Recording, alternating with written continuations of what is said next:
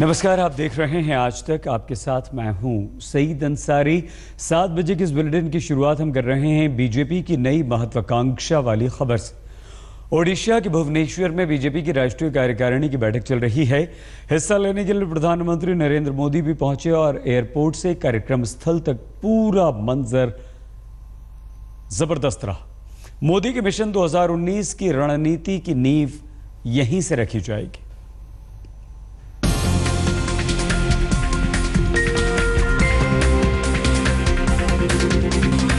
ओडिशा की राजधानी भुवनेश्वर में प्रधानमंत्री नरेंद्र मोदी पहुंचे तो एक अलग ही अंदाज, एक अलग ही तस्वीर पेश आई। एयरपोर्ट से पीएम का रोड शो शुरू हुआ।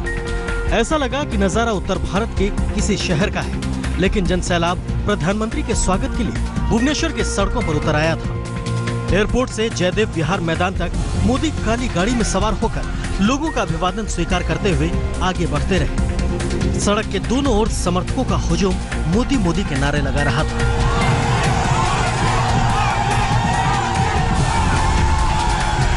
बीच बीच में प्रधानमंत्री कई बार सड़क पर उतरे भी, लोगों से मुलाकात की, बीजेपी कार्यकर्ताओं से भी मिले।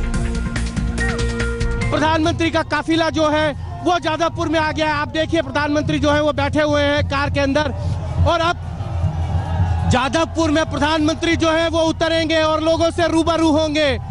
बिल्कुल आप देखिए यहाँ पर उतर रहे हैं प्रधानमंत्री अपने काफिले से और बीजेपी के कार्यकर्ताओं के द्वारा जो स्वागत होना है वो किया जाएगा। यहाँ पर केंद्रीय मंत्री जुएल ओराव है, धर्मेंद्र प्रधान है, बीजेपी के तमाम कार्यकर्ता जो है वो स्वागत करते हुए प्रधानमंत्री नरेंद्र मोदी का, और नरेंद्र मोदी अपनी कार से बाहर आके लोगों का अभिनंदन करते हुए।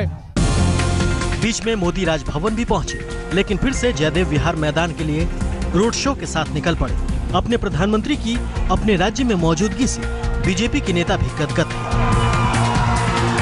अपार जनसमूह रास्ते के ऊपर है माननीय प्रधानमंत्री जी का अभिवादन करने के लिए, स्वागत करने के लिए। शायद इससे जो है कह सकते हैं कि उड़ीसा के मुख्यमंत्री जो है उनको शायद बहुत तकलीफ हो रही होगी इस वक्त ये रोड शो की तस्वीरें देखते हुए। ये तो उड़ीसा की जनता की प्यार है प्रधानमंत्री जी के ऊपर, उनके प्रति उनकी श्रद्धा है। वैसे तो भुवनेश्वर में बीजेपी राष्ट्रीय कार्यकारिणी की 2 दिन की बैठक में मोदी को हिस्सा लेना है, लेकिन ओडिशा में बैठक स्थल बनाने के कई सियासी मायने निकाले जा रहे हैं।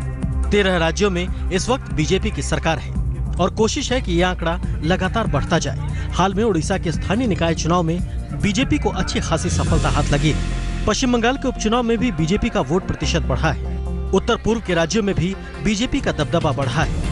अब कार्यकारिणी में भी मोदी की जीत के मंत्र का इंतजार हो रहा है। हिमांशु मिश्रा, भुवनेश्वर, आज तक। अब खबर उत्तर प्रदेश से है, जहां नरेंद्र मोदी और योगी की कामयाबी के रथ को रोकने के लिए 2019 में रोकने के लिए सियासी धुर विरोधी भी एक साथ आते दिखाई दे रहे हैं। मायावती ने पहले एक और महागठबंधन बनाने का इशारा किया तो अब अखिलेश ने भी कहा कि बीजेपी को रोकने के लिए साथ आने से उन्हें कोई परहेज नहीं।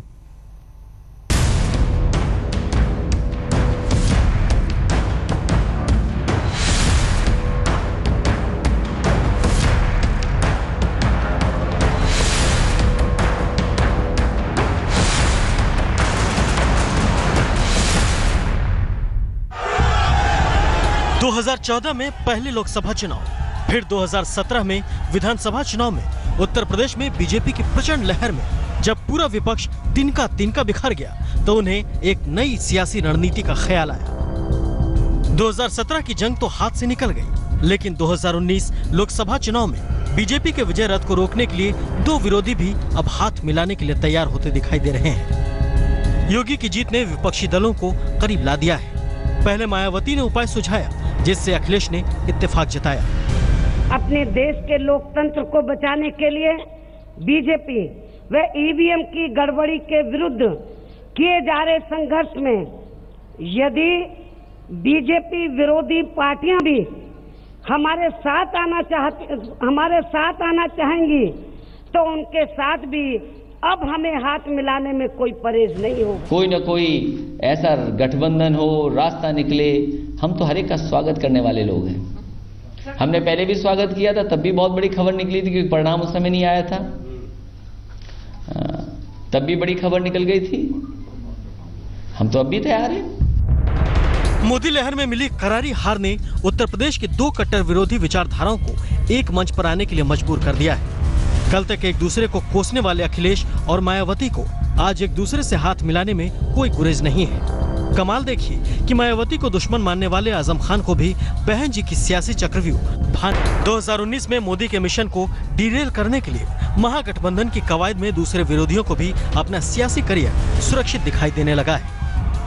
2019 निश्चित तौर पर इस देश के लिए बहुत ही महत्वपूर्ण है, इसलिए कि 2019 में जो भारतीय जनता पार्टी की जो कार्यशैली है, वहाँ एक लोकतंत्र के लिए भी ये कहीं ना कहीं ये आवश्यक है कि सशक्त विकल्प सामने दिखे और वो मजबूती के साथ उनके इरादों को किससे निपटने के लिए आ गया है। 2017 विधानसभा चुनाव में समाजवादी पार्टी और बीएसपी का सम्मिलित वोट शेयर बीजेपी के वोट शेयर से ज्यादा है। शायद इसी समीकरण को ध्यान में रखकर अब पूरा विपक्ष लामबंद होकर मोदी के लिए सियासी मुश्किल खड़ा करना चाहता है। आज तक ब्यूरो। और अब खबर जम्मू कश्मीर से, जहां पत्थरबाजों से फारूक अब्दुल्ला और उमर अब्दुल्ला को सहानुभूति हो रही है। सहानुभूति उस शख्स से भी जिसे आर्मी की जीप में बांधकर घुमाया गया था। हालांकि दूसरे तमाम दल उनके बयानों का विरोध कर रहे हैं। कश्मीर घाटी से आई ये तस्वीर जब से वायरल हुई है, तब से सियासी सिरों में बदलाव की प्रक्रिया भी तेज हो गई है। घाटी से ताल्लुक रखने वाले नेताओं को इसमें मानव अधिकारों का उल्लंघन दिखाई दे रहा है, लेकिन उन्हें इसमें खामी नहीं दिखाई दे रही। जब सीआरपीएफ जवानों के साथ बिगड़ैल युवकों ने बदसलूकी की, खासकर पिता पुत्र की जोड़ी को पत्थरबाजों से ज्यादा सहानुभूति हो रही है।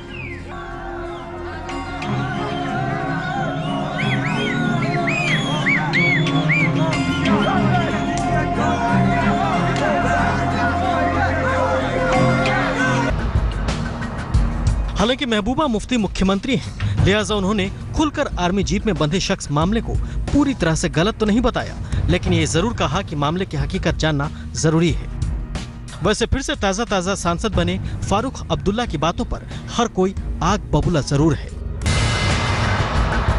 पत्थरबाजों पर लगाम लगाने के लिए सेना के इस कवायद को लेकर सुर अलग अलग जरूर है, लेकिन ज्यादातर का यही मानना है कि आर्मी ने जो किया है वो पत्थरबाजों को शांत करने का सबसे कारगर उपाय है। आज तक ब्यूरो। और अब खबर कुलभूषण जाधव की। पाकिस्तान किसी भी रियायत के मूड में नहीं दिख रहा है। अब तो पाकिस्तान ने किसी भी राजनयिक मदद से भी इनकार कर दिया है।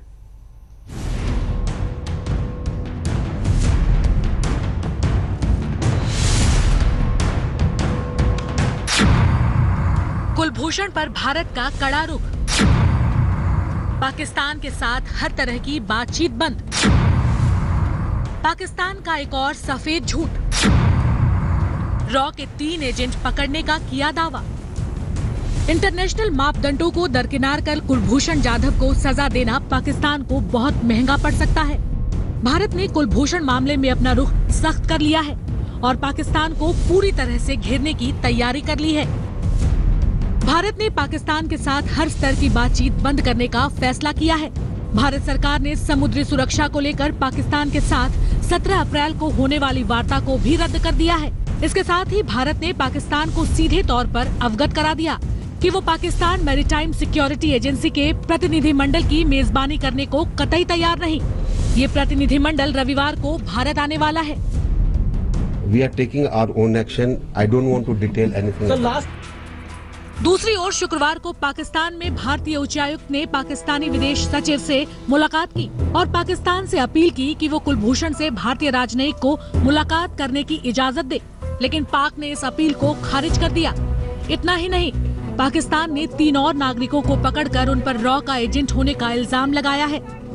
पाकिस्तान ने नागरिकों को पीओके से पकड़ा है। पाकिस्तान का दावा है कि ये तीनों रॉ के लिए काम करते थे और पीओके में आतंकी गतिविधियों में लिप्त थे। इन पर पाकिस्तान के पुलिस स्टेशन पर बमबारी का आरोप लगाया है।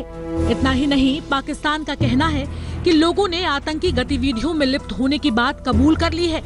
पाकिस्तान के मुताबिक पकड़े गए एक शख्स खालिद ने माना है कि वो करीब 15 बार एलओसी क्रॉस कर पाकिस्तान में घुस चुका है, जिनके पास पाकिस्तान के महत्वपूर्ण ठिकानों की तस्वीरें भी बरामद हुई हैं। साफ है पाकिस्तान कुलभूषण मामले की लीपापोती कर रहा है और एक के बाद एक सफेद झूठ बोल रहा है। लेकिन भारत भी इस बार पाकिस्तान को बख्शने के मूड में नहीं है। भारत ने कुलभूषण को बचाने के लिए पूरी तरह से कमर कस ली है और पाकिस्तान को कुलभूषण मामले में सजा देने की गुस्ताखी काफी महंगी पड़ सकती है। आज तक ब्यूरो। आज उत्तर प्रदेश के रामपुर के पास राज्य रानी एक्सप्रेस के 8 डिब्बे पटरी से उतर गए। हादसे में 10 लोग घायल हुए हैं, लेकिन आतंकी साजिश की शंका से भी इनकार नहीं किया जा रहा है। मामले की जांच में एटीएस और एनडीआरएफ की टीमें भी जुट चुकी हैं। घटनास्थल की शुरुआती जांच करने के बाद मौके पर मौजूद आईजी पुलिस बरेली जोन ने ट्रेन हादसे के बीच पटरी को और पटरी के साथ छेड़छाड़ की बात कही है।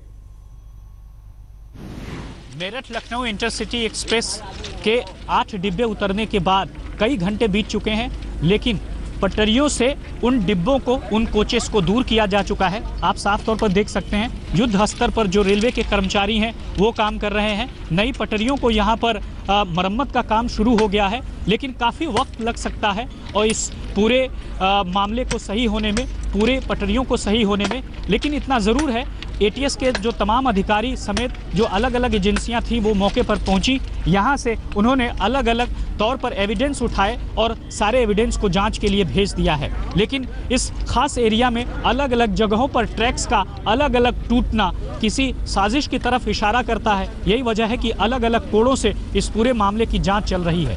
कैमरामैन प्रदीप गुप्ता और आमिर खान के साथ राम किंकर सिंह, रामपुर, आज तक।